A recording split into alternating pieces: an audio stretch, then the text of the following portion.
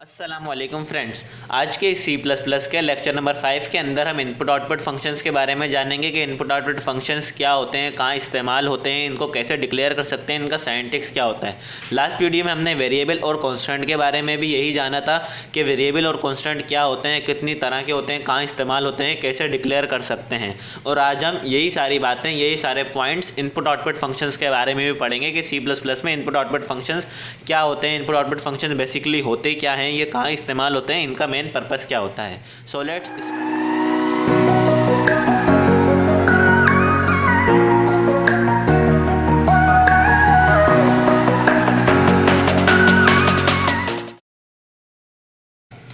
तो इधर हमारे पास सबसे पहले है इनपुट फंक्शन। इनपुट फंक्शंस क्या होता है। Input function is use to enter or print or input the value is called as input function.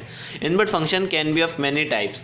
कि इनपुट फंक्शन क्या होता है, वह फंक्शन जो वैल्यू को स्टोर करने के या वैल्यू को इंटर करने के काम में आता है, वो क्या कहलाता है, वो बेसिकली इनपुट फंक्शन कहलाता है। जैसे हमारे पास इसकी नाम से ही जाहिर है कि इनपुट मतलब कोई चीज़ देना या कुछ भी इंटर कराना। जैसे हमारे पास कीबोर्ड होता है, इनपुट डिवाइसेस होती हैं और आउटपुट डिवाइसेस होती हैं। इसी तरह इनपुट फंक्शंस होते हैं और आउटपुट फंक्शंस होते हैं प्रोग्रामिंग के अंदर। इनका भी बेसिकली यही काम होता है जो हमारे रियल लाइफ के अंदर या रियल टाइम सिनेरियो में इन डिवाइसेस का होता है कि कीबोर्ड जो है वो इंटर करने के काम में आता है, डेटा को इनपुट करने के काम में आता है, स्कैनर, प्रिंटर, मॉनिटर डेटा को आउटपुट के लिए काम में आता है। इसी तरह ये फंक्शंस भी कुछ फंक्शन होते हैं जैसे सिन, गेट करेक्टर, गेट्स, ये सारे इनपुट फंक्शन होते हैं। ये वैल्यू को स्टोर करने के काम में आते हैं या वैल्यू इंटर करने के काम में आते हैं। आउटपुट फंक्शन होते हैं हमारे पास पुट, सी आउट, प्रिंटएफ, ये सारे फंक्शंस जो होते हैं ये सारे हमारे पास आउटपुट के लिए इस्तेमाल होते हैं। तो इनपुट फंक्शंस हम पहले इनको और डिटेल के अंदर देखते हैं कि इनपुट फंक्शन हमारे पास 5 तरह के होते हैं। Sin, get C H, get character, get C H E और गेट्स, ये 5 होते हैं हमारे पास इनपुट फंक्शन। बेसिकली हम जो इस्तेमाल करते हैं वो सिन इस्तेमाल करते हैं नंबर फर्स्ट के ऊपर, जो है कि सिन इज इक्वल्स टू ए। ये क्या करता है, ये वैल्यू को स्टोर करता है। सिंपली जब हम ये फंक्शन लिखेंगे तो वो क्या बोलता है, वो हमसे वैल्यू मांगता है। प्रोग्राम की जो लॉजिक है वो हमसे वैल्यू मांगती है कि आप वैल्यू इंटर करो। जैसे हमने इधर वेरिएबल में ए दिया हुआ है तो वो एक ही वैल्यू मांगेगी। अगर हम कोई दूसरी वैल्यू देंगे तो वो कोई दूसरी वैल्यू मांगेगी। लेकिन इसके अंदर हमारे पास क्या होता है कि सिन जो होता है हमारे पास, जैसा कि हमने डेटा टाइप्स के अंदर पढ़ा था और लास्ट वेरिएबल्स वाले टॉपिक में भी पढ़ा था कि हमारे पास कितनी तरह की होती हैं डेटा टाइप्स, इंटीजर, कैरेक्टर और फ्लोटिंग पॉइंट, जो बेसिक होती हैं, जो इस्तेमाल की जाती हैं। तो सिन फंक्शन हमारे लिए किस काम में इस्तेमाल होता है। सिन इनपुट फंक्शन है, ये 5 इनपुट फंक्शन है, लेकिन हम सिन को इस्तेमाल करेंगे। अब जहाँ पे भी देखेंगे मोस्ट प्लेसेस के ऊपर सिन इस्तेमाल हो रहा होगा, मगर क्यों, ऐसा क्यों है। हम गेट करेक्टर क्यों नहीं इस्तेमाल कर रहे, गेट्स इस्तेमाल क्यों नहीं कर रहे, गेट सी एच इस्तेमाल क्यों नहीं कर रहे, सिन इस्तेमाल क्यों कर रहे हैं। तो इसकी बेसिक वजह यह है कि सिन जो हमारे पास इनपुट फंक्शन है ये वैल्यू स्टोर करता है इंटीजर डेटा टाइप के अंदर और फ्लोटिंग पॉइंट डेटा टाइप के अंदर। बाकी ये जो सारे हैं ये क्या करते हैं, ये भी वैल्यू मांगते हैं, वैल्यू स्टोर करते हैं और भी डिफरेंट फंक्शन करते हैं। लेकिन ये क्या करते हैं, ये इनके सारे फंक्शन कैरेक्टर बेस्ड होते हैं, लेकिन सिन के फंक्शन सारे फ्लोटिंग पॉइंट बेस्ड होते हैं कि फ्लोटिंग पॉइंट नंबर होते हैं, ये वेरिएबल्स होते हैं।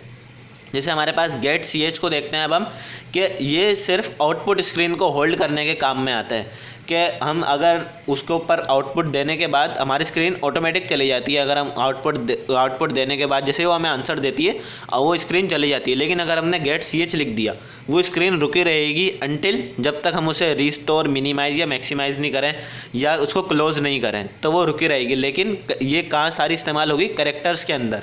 गेट सी एच आर क्या करेगी, या गेट कैरेक्टर जिसे बोलते हैं, it reads the character, it's needs to enter the enter key after entering the character. इसके अंदर क्या होता है कि अगर इसने हमारे से कोई कैरेक्टर मांगा फंक्शन के अंदर या प्रोग्राम के अंदर, तो ये क्या करेगा, वो तो स्टोर करा देगा, इसे कैरेक्टर तो स्टोर करा देगा। उसके बाद जब तक हम इंटर की नहीं दबाएंगे हमारा प्रोग्राम आगे नहीं बढ़ेगा, प्रोसेस नहीं होगा, इंटर नहीं करेगा। जैसे हम अगर कोई फॉर्म फिल कर रहे होते हैं तो जब तक हम अपना नेम लिखने के बाद इंटर नहीं दबाते वो नीचे वाले स्टेप पर नहीं आता। तो वहाँ पर यही लॉजिक इस्तेमाल की जाती है कि वहाँ पे गेट कैरेक्टर या गेट सी एच आर इस्तेमाल हुआ होता है, इस्तेमाल किया हुआ होता है कि जिसकी वजह से वो नीचे नहीं आता, नेक्स्ट उसके स्टेटमेंट पर वो जाता ही नहीं है जब तक आप इंटर ना दबाएं। Get C H E displays the character entered by the user. ये क्या करता है, ये डिस्प्ले करेगा कि आपने कौन कौन से करेक्टर आपने इंटर कराए। जैसे सपोज हम कोई प्रोग्राम बना रहे हैं, उसके अंदर हमें यूज़र नेम और आईडी देनी है, बेसिक जो होती है यूज़र ईमेल एड्रेस या यूज़र लॉगिन इन्फॉर्मेशन जो होती है हमारे पास, कि यूज़र नेम और पासवर्ड। हमने यूज़र नेम इंटर कर दिया। यूज़र नेम इंटर करने के बाद ये अगर हमने गेट करेक्टर के साथ गेट CHE भी लिखा होगा तो वो क्या होगा, वो डिस्प्ले भी होगा कि आपने क्या इंटर करा है, यूज़र ने क्या नाम इंटर करा है। और अगर गलत होगा तो वो एक अलग केस है, वो इफ़ की स्टेटमेंट आ जाएगी उसके अंदर। लेकिन अगर आपने उसके अंदर वैल्यू अगर शो करानी है प्रोग्रामर को, तो वो क्या करेगा, वो गेट CHE भी देगा कि भाई आपने ये वेरिएबल्स शो कराएं। जैसे अक्सर हम पासवर्ड लिखते हैं, पासवर्ड के अंदर ये फंक्शन इस्तेमाल नहीं किया हुआ होता। क्यों उसके अंदर गेट CHE क्यों इस्तेमाल नहीं होता, ताकि कोई दूसरा बंदा ना देख सके आपका। या उसके बाद अगर गेट CHE लिखा होता है तो गेट CHE के साथ उन्होंने आस्ट्रिक दिया होता है ब्रैकेट के अंदर कि आपको अगर आप कुछ भी अपना पासवर्ड इंटर करेंगे तो उसकी जगह डॉट डॉट या आस्ट्रिक इंटर होगा। गेट्स उसके बाद क्या होते हैं, ये क्या करता है, ये स्टोर करता है और रीड करता है वैल्यू को, सारी वैल्यू को रीड और स्टोर करते हैं। लेकिन ये जो है कि इसको थोड़ा अलग इसका फंक्शन होता है, इसका काम थोड़ा सा डिफरेंट होता है। लेकिन हम बेसिकली आपका जो मेन कॉन्सेप्ट है, जो आपकी मेन जो थ्योरी है या कॉन्सेप्ट जो आप समझ लें, वो क्या है कि वो सिन के ऊपर होनी चाहिए। सिन के ऊपर आपका सारा जोर होना चाहिए, क्योंकि सिन जो है वो इंटीजर और फ्लोटिंग पॉइंट के ऊपर काम करता है। और इनिशियल लेवल या बिगनर लेवल के ऊपर, इवन इंटरमीडिएट लेवल पर भी हम लोग इसी को इस्तेमाल कर रहे होते हैं। गेट CH का काम फर्दर आगे जाकर आता है जब हम एंड्रॉयड डेवलपमेंट के अंदर जाते हैं, या ऐप डेवलपमेंट के अंदर जाते हैं, या सॉफ्टवेयर इंजीनियरिंग की बड़ी फील्ड के अंदर जाते हैं यूनिवर्सिटी लेवल पर। उसके बाद हमारे पास है आउटपुट फंक्शंस। हमारे पास C++ में दो तरह के आउटपुट फंक्शन होते हैं, Cout और पुट्स। दोनों का काम क्या होता है, प्रिंट द मैसेज, प्रिंट कराते हैं। हम कुछ भी प्रिंट कराना चाहें, किसी का भी नाम लिखना चाहें, हेलो लिखना चाहें, SDF QWERTY, जैसे मेरा नाम है साइम, साइम लिखना चाहें, किसी का भी नाम लिखना चाहें, काशिफ लिखना चाहें, उसामा लिखना चाहें, हम वो इसके अंदर लिख सकते हैं। तो Cout हमारे पास इसके लिए इस्तेमाल होता है। पुट्स हमारे पास भी इसी काम के लिए इस्तेमाल होता है। इनका सिंटेक्स में थोड़ा सा डिफरेंस है, या वे टू डिक्लेयर जो है वो इनका डिफरेंस है कि Cout के बाद हमारे पास दो एंगुलर साइन आती हैं या दो लेस देन की साइन आती हैं, उसके बाद इन्वर्टेड कॉमास लगते हैं। पुट्स के अंदर राउंड ब्रेसेस लगती हैं, उसके अंदर जो होते हैं वो कॉमास के साइन लगते हैं। इनका डिक्लेरेशन का ही डिफरेंस है, बाकी इनका जो प्रोसेस है, काम करने का तरीका है, वो तो काम करने का तरीका क्या, आउटपुट देते हैं। सिंपल जो भी आउटपुट होगा वो ये इंटर करा देंगे। अब उसके बाद हम अपने डेफ C++ जो हमारा IDE है उसके अंदर भी जाकर देखते हैं कि हमने जो ये फंक्शंस पढ़े ये बेसिकली काम किस तरह करते हैं, और ये इनको हम कैसे डिक्लेयर कर सकते हैं कि हमने जो सिंटेक्स देखा है इनका वो हमने सही देखा है, उसके अंदर कोई गलती तो नहीं है। तो जो भी आप चीज़ सीखें उसको वेरीफाई करना भी सीखें कि अगर हमने ये चीज़ सीखी है तो हम इसे अब वेरीफाई कैसे करेंगे। इधर हमने iostream नेम स्पेस std लिख दिया। उसके बाद इंट मेन लिखने के बाद आपको ये ब्रेसेस लगानी है। ब्रेसेस लगाने के बाद इंटीजर A, B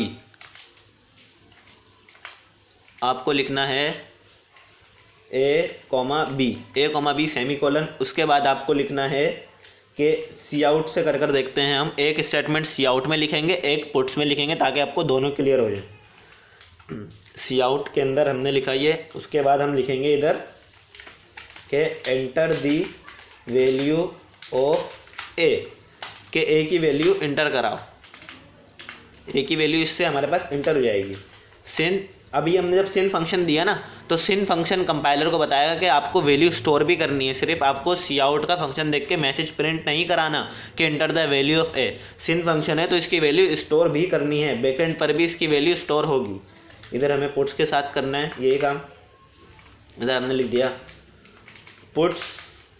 तो पुट्स लिखने के बाद इसके अंदर हमने ब्रेसेस लगाए। इसके अंदर भी अगर हम यही लिखेंगे तो यही हमारे पास प्रिंट होगा कि enter the value of B। ऐसे लिख दिया इधर B, कि enter the value of B। अब हम इधर देते हैं सिन फंक्शन। सिन फंक्शन हम क्यों दे रहे हैं, दूसरा फंक्शन क्यों नहीं दे रहे हैं? आपके ध्यान में ये सवाल आ रहा होगा कि जब हमने Cout और पुट्स दिया है तो सिन और गेट करेक्टर या गेट CHE क्यों नहीं दे रहे हैं? इसलिए नहीं दे रहे क्योंकि वो जो है वो करेक्टर के लिए इस्तेमाल होते हैं। CHE, CHAR करेक्टर जिसे बोलते हैं, या गेट CHE, जितने भी ये सारे क्या होते हैं, गेट CH सिंपली, ये सारे हमारे पास किस लिए होते हैं, करेक्टर बेस्ड होते हैं ये सारे। और सिन हमारे पास इंटीजर और फ्लोटिंग पॉइंट बेस्ड होता है। यही वजह है कि हम सिन फंक्शन आमतौर पर इस्तेमाल करते हैं सब जगहों पर। अब हम इस प्रोग्राम को सेव कर लेते हैं इनपुट आउटपुट फंक्शन के नाम से ही, इनपुट आउटपुट के नाम से इसको सेव कर लेते हैं हम। और इसके बाद .c++ सोर्स फाइल के साथ हम हमेशा प्रोग्राम सेव करते हैं, CPP सोर्स फाइल भी जिसे बोलते हैं, C++ सोर्स फाइल। अब इसने क्या करा, हमसे वैल्यू मांगी, हमने लिख दिया 45। अब ये एक न्यू लाइन पर आया, इसने क्या बोला, inter the value of b, इसने b की वैल्यू भी मांगी, हमने लिख दी 35। प्रोग्राम हमारा स्टॉप हो गया। अगर हम क्या करते हैं, सिन में a की वैल्यू नहीं देते, प्रोग्राम को रन कराते, सबसे पहले तो इसने दिया फाइनल लिंक फेल्ड, क्योंकि MinGW जो है हमारा कंपाइलर, उसने ये देखा ही नहीं। हम इसको F9 करके देखते हैं, हो सकता है हमारा प्रोग्राम ना चले, देखे चल गया। इसने क्या करा, inter the value of a, उसके बाद इसने डायरेक्ट यहाँ पर जब हम स्केप सीक्वेंस पढ़ेंगे तो मैं आपको वो भी लगाना सिखाऊंगा, \n, बल्कि मैं आपको दिखा देता हूँ। स्केप सीक्वेंस और से वो स्टेटमेंट टर्मिनेटर, जितने भी सारे माइनर से टॉपिक हैं, ये सारे हम एक वीडियो के अंदर कवर करेंगे इंशाल्लाह। वाली वीडियो भी जल्दी आएगी। और ये \n नहीं, एक से देंगे हम इसे, \n, गलती हो रही है बार बार, इसको हम देंगे \n। अब ये क्या करेगा, पहले इसने inter the value of a, inter the value of b। Inter the value of a क्यों नहीं मांगी इसने, क्योंकि इसके पास सिन फंक्शन ही नहीं था। इसने बोला मेरे पास तो सिन फंक्शन ही नहीं है, मुझे जस्ट क्या करना है, मुझे जस्ट प्रिंट कराना है। तो इसने क्या करा, हमारे पास प्रिंट करा दिया, सिर्फ b की वैल्यू मांगी, b की वैल्यू 45 देगी, प्रोग्राम स्टॉप हो गया। अगर हम यहाँ से b की वैल्यू भी कट कर दें के बाद अगर हम इसे रन कर देखें, प्रोग्राम कंपाइल होगा हमारा, तो क्या हुआ, simply inter the value of a, inter the value of b, simple message print हो गया। उसने बोला आपने सिन फंक्शन मांगा नहीं, उसने दिया भी नहीं। अगर अब हमने इन दोनों को सिन फंक्शन देंगे तो ही हमसे वैल्यू मांगेगा कि भाई आपको वैल्यू भी इंटर करानी है। अभी इसने हमसे दोबारा वैल्यू मांगी, हमने इसे 46 दे दी, 86 दे दी, ये हो गया। तो इस तरह हम इनपुट आउटपुट फंक्शंस का इस्तेमाल कर सकते हैं अपने प्रोग्राम के अंदर। मुझे उम्मीद है कि आपको समझ आ गया होगा। मिलेंगे आपसे अगली वीडियो में, तब तक के लिए टेक केयर, अल्लाह हाफिज़। हमारी वीडियो को लाइक करें और चैनल को सब्सक्राइब करें।